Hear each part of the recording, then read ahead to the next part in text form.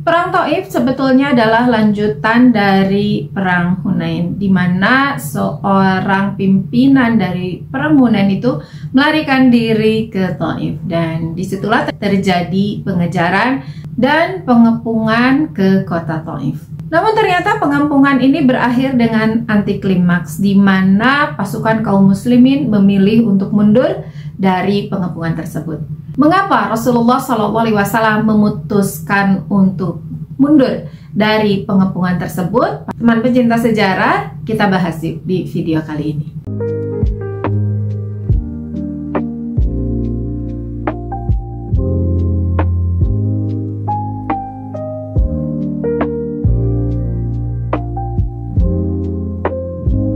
Assalamualaikum warahmatullahi wabarakatuh. Teman pecinta sejarah, apa kabarnya hari ini? Bertemu lagi dengan saya Anissa Hamisani di program Baca Sejarah. Masih di serial kronologi sejarah tahun 630 Masehi bertepatan dengan tahun 8 hingga 9 Hijriah. Kita review dulu peristiwa penting apa saja yang terjadi di tahun 630 ini. Ada beberapa peristiwa yang tercatat dari dunia Islam dan ada juga peristiwa yang datang dari luar dunia Islam. Dari dunia Islam diawali dengan Fathu Mekah atau kemenangan kota Mekah, dan hampir semua penduduk Mekah itu masuk Islam dengan cara damai, tidak ada sama sekali pertempuran. Peristiwa yang kedua adalah Ghazwah Hunain yang sudah selesai kita bahas di video kemarin. Peristiwa yang ketiga adalah pertempuran Taif. Dan yang terakhir adalah kematian Ibrahim putra Rasulullah SAW. Peristiwa-peristiwa dari luar dunia Islam yang bertepatan dengan peristiwa yang tadi datang dari kerajaan Bizantium, di mana Kaisar Heraklius berhasil mengambil kembali salib sejati yang sempat dibawa oleh Raja Sasania ke Persia, dikembalikan oleh Heraklius ke Yerusalem, ke tempatnya semula, sebagai simbol kemenangan. Masih dari Yerusalem, Kaisar Heraklius mengeluarkan dekret bahwa semua umat Yahudi yang ada di bawah kekuasaannya harus masuk agama Kristen, agama yang dianutnya. Peristiwa yang ketiga dari Kekaisaran Sasania di Persia, dilantiknya Boran atau Puran sebagai Ratu Persia. Dan terakhir dari India di Kerajaan Pallava. Terjadi juga pergantian kekuasaan dari Mahendrawarman I ke Narasimhawarman I. Teman pecinta sejarah, kita bahas kembali peristiwa yang ketiga, yaitu pertempuran Taif. Kemudian setelah pembuatan manjanik dan dababah itu selesai, maka penggunaannya atau pemakaiannya ini diserahkan kepada timnya Tufail bin Amr. Karena mereka memang sudah punya pengalaman dan ahli dalam penggunaan manjanik. Ya, tidak bisa orang sembarangan ya menggunakan senjata ini. Salah-salah kalau sasarannya tidak pas itu kena bisa ke teman sendiri gitu, atau bahkan bisa intinya tidak efektif lah penyerangan. Jadi harus diberikan kepada tim yang memang ahli, dan qadarullahnya kebetulan tim yang ahli itu adalah timnya Tufail bin Amir ad-Dausi. Bukan hanya mereka, rupanya Rasulullah SAW juga bisa menggunakan manjanik ini. Bahkan dikatakan menurut satu riwayat, Nabi SAW sendiri ketika itu ikut melontarkan manjanik dan bahkan menjadi orang pertama yang menggunakan manjanik tersebut. Di situ ya, di pertempuran Taif. Jadi kayak lemparan pertama itu adalah lemparan dari Rasulullah SAW. Dan ya, khas para pemimpin Islam, Rasulullah SAW ini memberi contoh kepada kita bahwa selaku pemimpin itu tidak bisa bertopang dagu saja, tidak bisa nunjuk-nunjuk aja, harus langsung memberi contoh, harus langsung, karena kalau pemimpinnya langsung turun, ya langsung bergerak, ini support mentalnya luar biasa ke pasukan gitu. Jadi bukan hanya yang berlindung di dalam kemah gitu, takut dan sebagainya, tidak. Karakter seorang pemimpin dalam Islam ini sebagaimana ditunjukkan oleh Rasulullah SAW. Lalu dimulailah penyerangan jarak jauh ini setelah ada Manjanik dan Dababah tadi ya, dimulailah penyerangan-penyerangan dari jarak jauh, tembakan-tembakan dengan Manjanik yang tidak ada putus-putusnya. Sambil Manjanik itu melemparkan batu-batu, ada orang-orang yang masuk ke dalam Dababah tadi ya, kemudian mereka maju mendekati dinding tembok yang kokoh dan mencari jalan masuk dengan kendaraan itu gitu. Karena kan sambil dilindungi juga oleh lemparan batu ya, lemparan Manjanik, mereka maju juga. Namun maksud ini juga tidak berhasil dan gagah, karena sebelum barisan itu tiba di dekat dinding tembok benteng itu, mereka telah diserang oleh para pengawal benteng dengan melemparkan beberapa gumpalan besi yang telah dipanaskan dengan api ke dalam kendaraan itu, yang menyebabkan kendaraan itu pun terbakar. Pada akhirnya orang yang ada di dalam kendaraan itu ya harus keluar. Masa diem aja, ini sudah dilempar dengan besi yang ada apinya sehingga terbakar, ya masa masih diam gitu ya. Akhirnya ya kendaraannya rusak, mereka keluar dari kendaraan tersebut. Jadi rupanya Bani Saqif ini meskipun diserang dengan batu-batu ya, mereka tetap melancarkan serangan kepada kaum muslimin. Tidak berhenti serangan mereka, sehingga tidak bisa dihindari banyak juga dari tentara Islam ini yang terluka. Bahkan terlukanya itu dari sisi kuantitas ya, dari sisi jumlah ini lebih banyak daripada korban yang jatuh di pertempuran Hunain. Meskipun begitu, tentu saja hal ini tidak membuat tentara Islam itu turun semangatnya.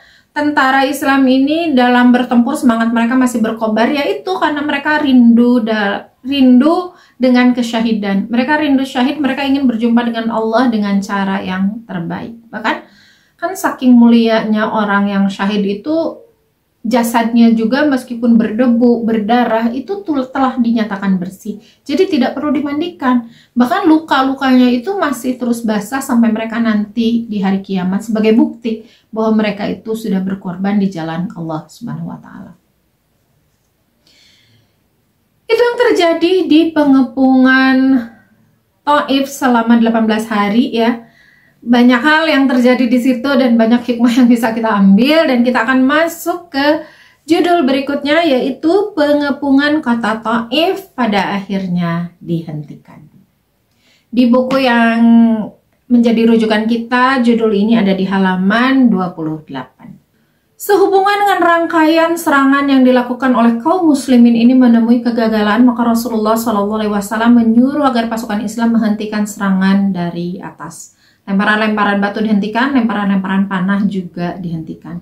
Beliau mengambil taktik lain, yaitu membakar pohon-pohon kurma dan kebun-kebun anggur yang menjadi mata pencaharian orang-orang Bani Saqif yang ada di luar Madinah.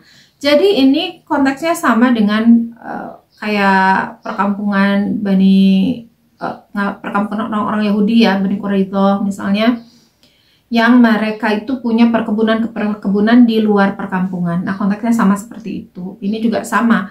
Banyak perkebunan kurma, perkebunan anggur milik orang-orang Bani Saqif itu yang ada di luar benteng. Maka oleh Rasulullah SAW diturunkan perintah untuk dibakar. Dan pembakaran seperti ini atau pemusnahan pohon kebun seperti ini sudah pernah dibahas ketika kasus pengepungan Bani Quraidah ya. Artinya ini atas izin Allah Subhanahu wa Ta'ala. Melihat banyaknya pohon-pohon pohon kurma dan pohon anggur yang menjadi mata pencaharian mereka ini dibakar, kemudian dipotong ya, digergaji, barulah orang-orang Saqif ini merasa gelisah. Karena ini kan mata pencaharian mereka ya.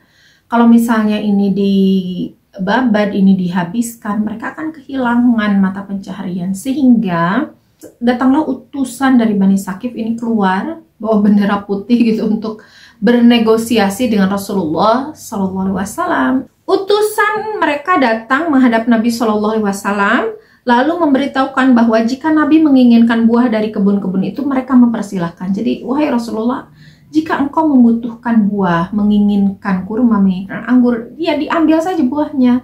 Jangan sampai ini dihancurkan gitu, ditebang, atau dibakar gitu, karena ya tidak akan berbuah lagi dan itu adalah penghidupan bagi mereka. Jadi kayak mereka tuh memohon gitu, memohon kepada Rasulullah untuk berhenti melakukan hal seperti itu. Mereka meminta dengan sangat atas nama kerabat mereka, jadi kayak minta dikasihani gitulah. Ini kan orang-orang Taif inilah sebangsa lah dengan engkau wahai Rasulullah. Ini kasihan kalau misalnya tidak mata pencaharian ini dihancurkan, kan untuk tumbuhnya butuh lama lagi tuh, menanam tunas-tunas lama lagi gitu dan sebagainya. Mereka melobi Rasulullah Shallallahu Alaihi Wasallam. Luar biasanya Rasulullah Shallallahu Alaihi Wasallam menerima permohonan mereka, padahal ini dalam perang ya. Luar biasa ya Rasulullah Shallallahu Alaihi Wasallam. Padahal kalau dilanjutkan ya sah-sah saja gitu, dan mungkin mereka akan keluar gitu, akan akan kalah gitu. Tetapi rupanya pandangan Rasulullah SAW itu berbeda dengan pandangan kita yang tidak tahu apa-apa ya. Rasulullah ini berpikir tentang kelangsungan hidup orang-orang Bani Saqif, dan beliau juga sebagai panglima perang ini berkesimpulan bahwa orang-orang Saqif ini kan ada bahasa untuk buah-buahnya silakan engkau ambil wahai Nabi. Buah-buahnya, kurmanya, anggurnya silahkan engkau ambil, tetapi pohonnya jangan dirusak gitu kan. Ini kesimpulan Rasulullah, ini cerdasnya Rasulullah ya. Rasulullah mengambil kesimpulan bahwa oh ternyata yang mereka takutkan itu bukan buah-buahnya, bukan untuk persediaan berarti kan, tetapi untuk persediaan masa mendatang gitu, bukan untuk masa sekarang ketika pengepungan. Sehingga Rasulullah berkesimpulan bahwa oh ternyata orang-orang Bani Saqif ini di dalam sudah ada persediaan yang cukup. Sebagaimana dikatakan oleh Kinanah bin Abdul Jalil bahwa persediaan kami ini banyak, itu sepertinya betul. Karena mereka tidak butuh buah yang sudah tumbuh di luar, malah memberikan kepada Rasulullah, ambil saja, tapi jangan rusak pohonnya. Nah berarti pohonnya ini memang mereka mengkhawatirkan masa depan mereka yang panjang, bukan mengkhawatirkan persediaan pengepungan ini. Sementara kan niat Rasulullah Shallallahu Alaihi Wasallam menghancurkan kebun mereka itu kan untuk menyetop persediaan mereka gitu ya. Rupanya persediaannya masih ada, sehingga ya udah percuma gitu. Dan ya betul apa yang dikatakan oleh utusan tadi, bahwa ini adalah untuk masa depan mereka gitu ya. Sehingga ya tidak ada artinya Rasulullah Shallallahu Alaihi Wasallam melakukan penghancuran terhadap kebun-kebun tersebut, sehingga ya dihentikan. Kemudian taktik Rasulullah Shallallahu Alaihi Wasallam yang lain adalah memberikan pengumuman dengan suara keras ke arah Bani Saqif, ke arah Taif. Itu mengumumkan khusus untuk para budak. Siapapun para budak yang dimiliki oleh orang-orang Taif, silahkan kamu keluar masuk Islam, maka kamu akan dibebaskan. Hal ini tentu adalah kabar gembira bagi para budak yang ada di Taif itu, sehingga setelah mendengar pengumuman ini, tidak lama berselang datanglah para budak belian pihak musuh kepada Nabi Shallallahu Alaihi Wasallam dan menyerahkan diri mengikuti Islam. Diriwayatkan para budak ini yang keluar ya dan masuk Islam ini berjumlah 23 orang. Setelah masuk Islam, para budak ini oleh Rasulullah SAW diserahkan kepada kaum muslimin, yang diperkirakan kaum muslimin itu, para sahabat itu bisa mengurus para budak yang baru dimerdekakan ini ya. Karena kan mereka terbiasa kayak makan dikasih sama majikannya gitu kan, tempat tidur, tempat tinggal gitu. Jadi mereka tidak memiliki apa-apa, sehingga ya diamanahkan kepada para sahabat yang diperkirakan mampu nih untuk mengurus mereka sampai mereka bisa mandiri. Kisah berikutnya adalah kisah Uyainah bin Hisan. Uyainah bin Hisan ini meminta kepada Rasulullah SAW untuk mengambil cara dengan berdakwah. Uyainah bin Hisan lumayan dekat dengan para pemimpin Bani Saqif, sehingga dia meminta izin kepada Rasulullah untuk berdakwah saja, wahai Rasulullah, saya ke dalam gitu. Teman pencinta sejarah, perlu diketahui bahwa Uyainah bin Hisan ini masuk Islam itu terakhir ya. Jadi dia ini sempat menjadi musuh Islam, musuh Rasulullah SAW yang cukup lama. Bahkan ikut membawa pasukannya dalam penyerangan di Ahzab. Tetapi pada akhirnya masuk Islam, dan di peristiwa pengepungan Taif ini dia sudah masuk Islam. Dan permohonan Uyainah untuk berdakwah masuk ke dalam benteng, berdakwah langsung ke para pimpinan Bani Saqif ini layak untuk dicoba, sehingga Rasulullah Shallallahu Alaihi Wasallam mengizinkan Uyainah bin Hisn untuk melakukan hal tersebut. Lalu Uyainah berangkat ke perbentengan Saqif, masuk, dan setibanya di dalam benteng ia menjumpai para ketua Bani Saqif sebagaimana yang sudah dia rencanakan. Tapi dia berkata, "Pertahankanlah dirimu di dalam bentengmu dengan sungguh-sungguh. Demi Allah, sesungguhnya kita ini lebih rendah dan lebih hina daripada budak belian. Kamu jangan khawatir dan jangan susah karena pohon-pohon kurma dan anggurmu yang ditebang dan dibakar oleh Muhammad dan kaum pengikutnya." Perkataan Uyainah ini diperhatikan oleh mereka, gitu ya. Perhatikan ya kalimatnya, bahwa ternyata Uyainah ini memang kan dari dulu itu, masih ingat ya, dia ini kayak oportunis gitu. Jadi ketika pertempuran Ahzab, dia kan ada di pihak Abu Sufyan tuh untuk menyerang Rasulullah SAW. Tetapi dia mengadakan pertemuan rahasia dengan Rasulullah SAW, melobi bahwa, "Wahai Rasulullah, saya mau menghentikan penyerangan, saya tidak akan keluar dari pasukannya Abu Sufyan, tapi saya kasih penghasilan dari kebun-kebun di Madinah," gitu. Oportunis lah orangnya ya. Ini juga melakukan hal yang sama, dia malah yang umurnya untuk terus semangat melawan Rasulullah Shallallahu Alaihi Wasallam. Lalu setelah ada dialog ya dengan para pimpinan Bani Saqif itu, Uyainah lalu keluarkan, selesai itu ceritanya, dia berdakwah dalam tanda kutip ya.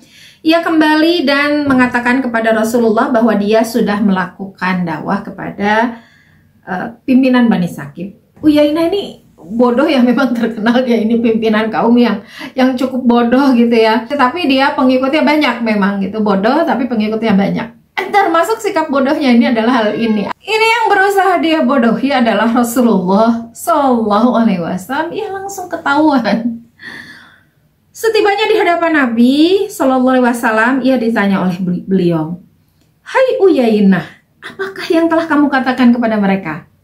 Apa yang sudah kamu katakan pada mereka?" Gitu ya. Uyainah menerangkan, "Aku memerintahkan kepada mereka supaya mengikut surat Islam, wahai Rasulullah." Bohong dia ya. "Dan aku mengancam mereka dengan api neraka serta memberikan kegembiraan kepada mereka dengan surga." Gitu ya. Pintar banget ngomongnya ya. Ya tentu saja Uyainah menerangkan hal seperti ini kepada Rasulullah karena menyangka Rasulullah tidak tahu. Dia mungkin tidak yakin dengan kenabian atau bagaimana, wallahu alam. Intinya ya dia tidak menyangka gitu bahwa Rasulullah akan mengetahui apa yang dia lakukan. Kemudian ya tentu saja Rasulullah menyangkal apa yang dia katakan. Beliau bersabda, "Kamu berdusta wahai Uyainah. Kamu berkata kepada mereka begini, begini, begini." Rasulullah menceritakan persis perkataan Uyainah kepada para pimpinan Bani Saqif. Uyainah mendengar apa yang dikatakan oleh Nabi Shallallahu Alaihi Wasallam itu terkejut, lalu berkata, "Betul begitu wahai Rasulullah, aku bertobat kepada Allah dan bertobat kepada engkau dari perbuatan yang demikian itu." Nabi pun mengampuni kesalahan Uyainah itu karena ia baru saja mengikuti Islam. Jadi ya memang tidak lama gitu ya, masih mu'alaf, sehingga udahlah maafin aja gitu. Dia juga masuk Islamnya itu membawa rombongan besar kaum ya gitu. Jadi ya toh yang dia lakukan juga tidak membahayakan tentara Islam gitu ya, dan langsung tahu gitu, langsung ketahuan oleh Rasulullah Sallallahu Alaihi Wasallam. Kita ke judul berikutnya, yaitu tentara Islam mundur dari Taif. Setelah 18 hari pengepungan, Rasulullah Sallallahu Alaihi Wasallam mengambil kesimpulan bahwa pasukan Islam itu harus mundur. Pertimbangan beliau adalah selain dari kuatnya benteng Taif, pertimbangan beliau adalah akan datangnya bulan haram, bulan dimana memang diharamkan untuk berperang, sehingga Rasulullah berpikir bahwa ini belum diizinkan oleh Allah untuk memenangkan Taif dengan peperangan gitu, belum diizinkan Allah, maka ya sudah, kita tidak perlu berkorban terlalu banyak gitu untuk Taif ini. Dan Rasulullah SAW memerintahkan kepada Umar bin Khattab untuk mengumumkan para sahabat segera berkemas-kemas dan pulang kembali ke Madinah. Begitu sabda Rasulullah SAW ini diumumkan oleh Umar bin Khattab, rupanya banyak juga dari pemimpin Islam ini yang mempertanyakan gitu keputusan ini. Mereka bertanya, apakah kita perlu kembali padahal kota Taif belum ditaklukkan?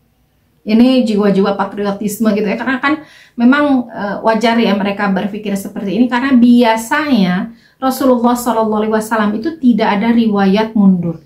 Kalau tidak menang, mereka siap kalah gitu. Kalau tidak, dan ya itu yang selama ini terjadi, belum pernah ada riwayat mundur dari pertempuran gitulah. Karena mendengar tantangan yang demikian itu, Nabi SAW bersabda kepada mereka, "Iya, baiklah, kamu bersiap untuk berperang lagi."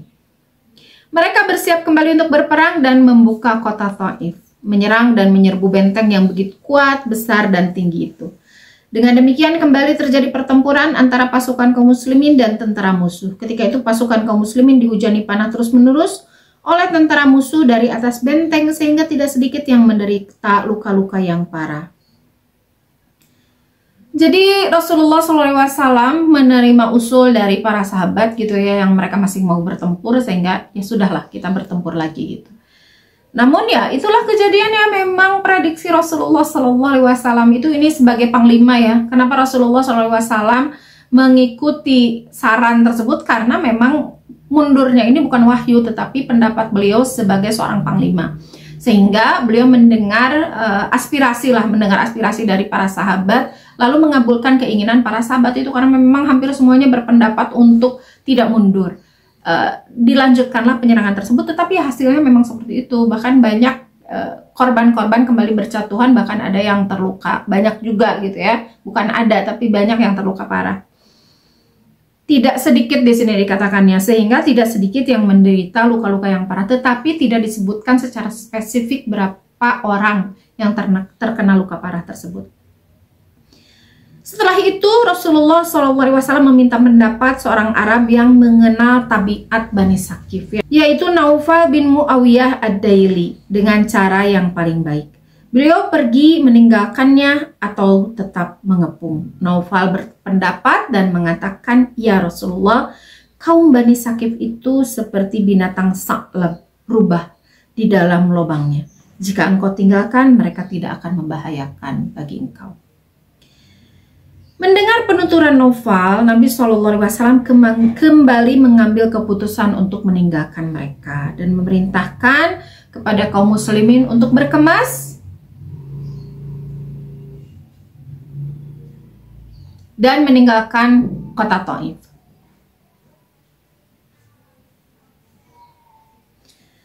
Terhadap perintah Rasulullah SAW yang kedua ini, para sahabat tidak ada yang membantah, tidak ada yang mengeluarkan pendapat, tetapi menuruti dengan riang gembira. Karena sudah teralami oleh mereka bahwa iya, memang pendapat Rasulullah benar. Sebagai panglima, beliau pandangannya memang jeli gitu, bahwa agak sulit kita memang untuk menyerang, untuk menang dari pengepungan ini, untuk menang dari orang-orang Taif. Setelah melihat keadaan tentaranya yang demikian, orang mereka senang gitu ya. Para sahabat itu riang gembira. Dan setelah melihat keadaan tentaranya yang demikian itu, Rasulullah tertawa karena keheranan beliau terhadap mereka yang begitu mudah berubah pikiran. Sewaktu mereka tengah bersiap-siap hendak meninggalkan Taif, Nabi SAW memerintahkan kepada mereka supaya bersama-sama membaca La ilaha illallah wahdah, sadaqa wa'dah, wa nasaru abdah, wa hazamal ahzaba wahdah. Selanjutnya, tatkala mereka berangkat dan menghadapi muka mereka, Nabi SAW memerintahkan supaya membaca Ayibuna ta'ibuna abiduna li rabbina hamiduna. Terus setelah diajarkan seperti itu, kemudian dibaca gitu ya oleh sahabat sebagaimana dianjurkan oleh Rasulullah SAW. Para sahabat itu meminta kepada Rasulullah SAW untuk mendoakan orang-orang sakit, dan doanya ini luar biasa ya para sahabat. Jadi ini kan kalau menurut kita ini kan suatu peperangan ini adalah hal yang sangat-sangat besar gitu ya. Tetapi ketika kita lihat nih di di pertempuran Taif ini bagaimana para sahabat ini kan sudah melakukan pengorbanan yang hebat gitu ya. Tetapi di akhir-akhir ini tidak ada beban sama sekali, tidak ada kemarahan yang meluap, tidak emosional. Mereka malah menyikapinya dengan ya ini seolah-olah ya udah ini kehidupan memang seperti ini gitu. Bahkan mereka juga sempat membuat Rasulullah SAW tertawa gitu ya dengan sikap mereka tadi yang udah sekali berubah gitu. Sabda Rasulullah ya sambil tertawa gitu. Luar biasanya dengan semua kejadian ini gitu ya, dengan semua pengorbanan lah, mereka 18 hari ngepung di situ, dan ngepungnya juga bukan diem aja gitu ya, diem aja saja. Untuk diam pun gitu 18 hari ini sesuatu yang bikin cangkel ya, bikin apa cangkel tuh ya, bikin kesel bukan marah ya, tapi capek gitu ya, bosan dan sebagainya.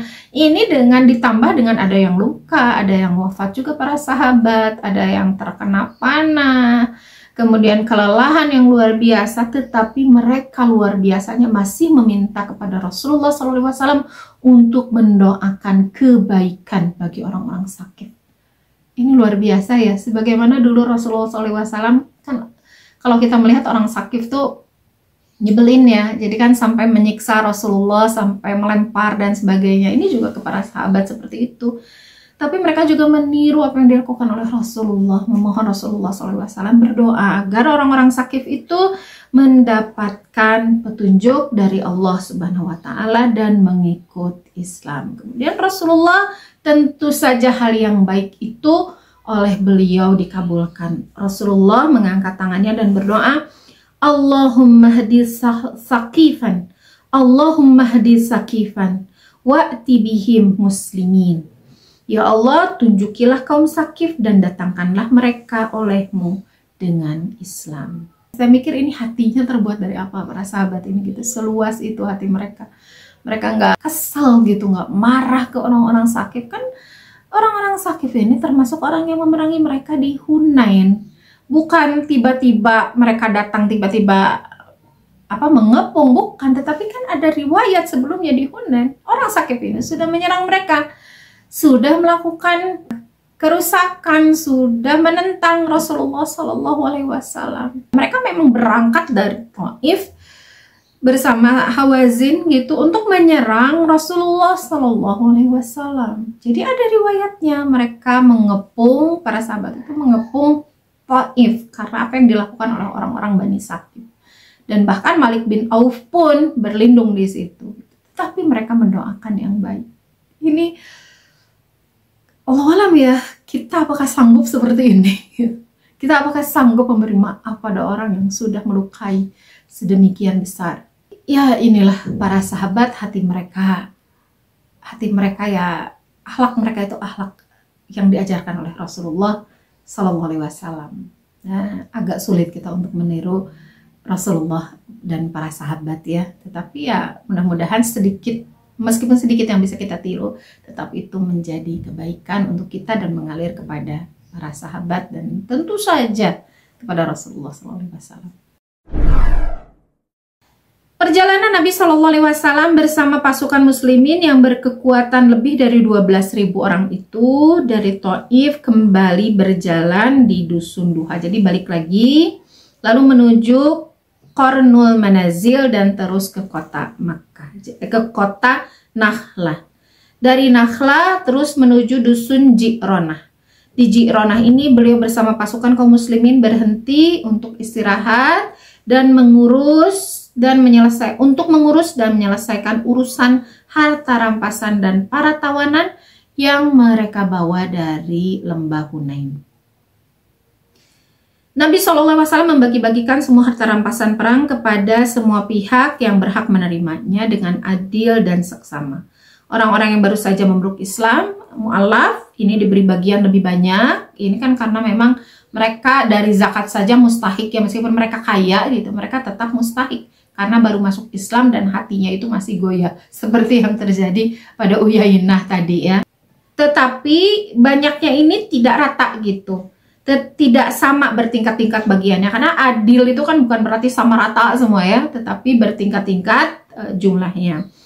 Perlu diketahui bahwa tentara Islam yang syahid dalam peperangan Taif ini 12 orang, yang awal tadi ya, yang diserang tanpa persiapan. Orang-orang ini terdiri dari orang Quraisy 7 orang, yaitu Sa'id bin Sa'id, Urtufah bin Jannab, Abdullah bin Abu Bakar As-Siddiq putra Abu Bakar, kemudian Abdullah bin Abi Umayyah, Abdullah bin Amir, Sa'ib bin Harith, Sa'ib ya, bukan Sa'id dengan ba, dengan huruf ba, dan Abdullah bin Harith. 4 orang dari orang Ansar, yaitu Sabit bin Al-Jizi, Haris bin Sahal, Munzir bin Abdullah, dan Ruqain bin Sabit. Kemudian seorang dari Bani Sa'ad bin Lais, yaitu Julaiha bin Abdullah. Demikianlah menurut catatan yang diriwayatkan oleh Ibnu Hisham dalam kitab sirahnya. Di sini ada catatan kaki. Abdullah bin Abu Bakar adalah saudara kandung dari Asma binti Abi Bakar. Ia termasuk seorang sahabat, putra seorang sahabat besar Abu Bakar As-Siddiq. Dan ia dengan Asma yang datang kepada Nabi dan Abu Bakar dengan membawa makanan serta memberitahukan tentang keributan kaum Quraisy ketika beliau itu berada di gua hendak menuju Madinah. Masih ingat ya, teman pecinta sejarah, Abdullah bin Abu Bakar ini yang berperan menjadi mata-mata Rasulullah dan ayahnya Abu Bakar As-Siddiq mencari informasi tentang orang Quraisy dan bolak-balik ke Gua Sur untuk memberikan kabar tersebut kepada Rasulullah dan ayahnya, yaitu Abu Bakar.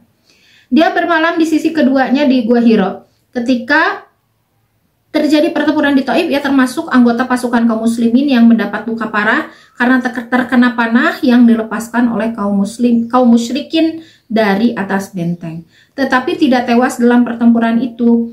Ia menderita sakit berat karena luka-lukanya itu. Ia meninggal dunia di masa permulaan kekhalifahan ayahandanya, yaitu pada bulan Syawal tahun ke-9 Hijriah. Jadi ketika pulang dari Taif, sebetulnya Abdullah bin Abu Bakar radhiyallahu anhuma ini masih hidup. Tetapi luka yang ia bawa dari luka yang ia bawa dari Taif ini tidak sembuh sampai berarti sampai setahunan ya, sampai setahun atau 2 tahun gitu. Jadi terus luka ini yang menyebabkan beliau terus-terusan sakit, dan luka inilah yang menyebabkan beliau wafat di masa awal pemerintahan ayahnya. Tetapi meskipun beliau wafatnya tidak pas di Taif, tidak syahid di Taifnya, tetapi tetap disebut sebagai syuhada Taif. Karena apa? Karena memang lukanya itu didapat dari pertempuran Taif. Ini juga pernah terjadi pada beberapa sahabat ya. Salah satunya adalah Sa'ad bin Mu'az yang wafatnya itu beberapa hari setelah selesai perang, yaitu pertempuran Ahzab. Kena panah juga sama, untuk mungkin kena nadinya atau gimana gitu ya, sehingga darahnya itu mengucur deras. Karena diceritakan memang darahnya mengucur deras, jadi sepertinya kena nadinya.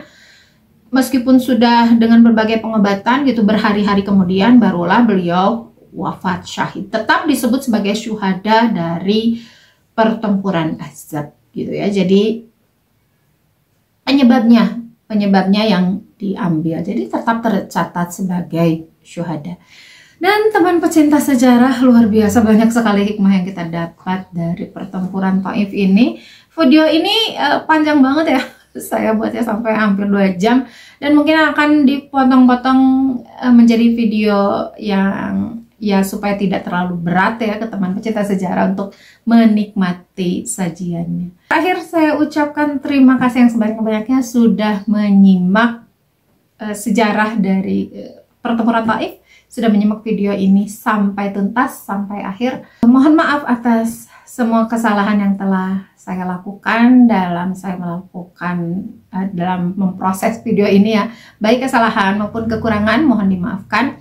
Jangan lupa juga untuk like, komen, dan subscribe agar semakin banyak orang-orang yang bisa menikmati sajian sejarah lalu menerapkan dengan hikmah yang luar biasa di kehidupan kita sehari-hari. Sampai jumpa di video berikutnya dengan judul yang berbeda. Wassalamualaikum warahmatullahi wabarakatuh.